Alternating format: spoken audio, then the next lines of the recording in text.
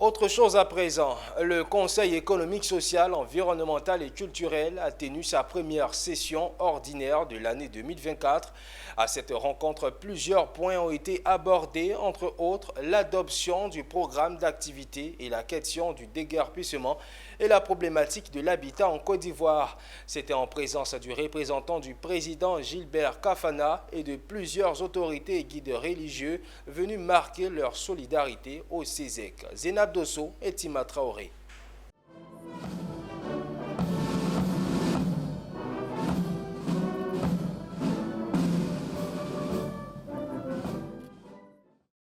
La première session ordinaire de l'année 2024 du CESEC s'est ouverte et la feuille de route connue. La question du changement climatique en raison de son impact sur l'environnement, le développement numérique et l'habitat durable pour améliorer les conditions de vie des populations en leur offrant un cadre de vie sain.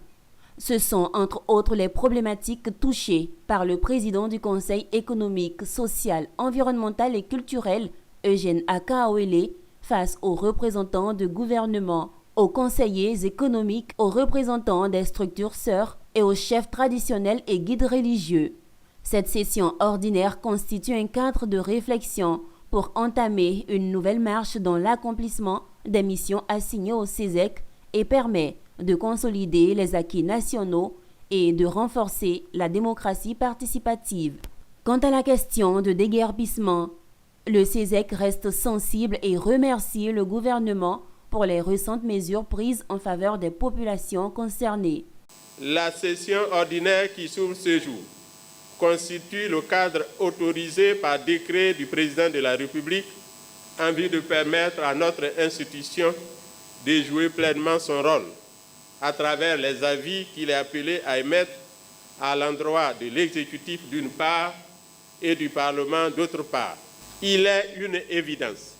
Les questions de logement, les questions de salubrité, les questions relatives à l'occupation anarchique des espaces sont de réels problèmes auxquels l'ensemble des communes d'Abidjan sont confrontées à l'instar de plusieurs agglomérations de la Côte d'Ivoire.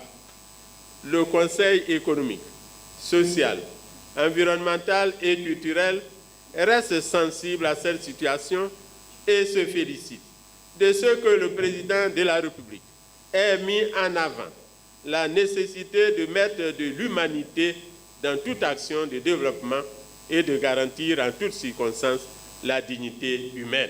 La première session ordinaire du CESEC a vu la présence de plusieurs personnalités, notamment le haut représentant du président de la République venu apporter un élan de solidarité au CESEC. Je ne peux que féliciter le président du CESEC pour tout le travail engagé et tous les travaux qui sont programmés pour la présente session.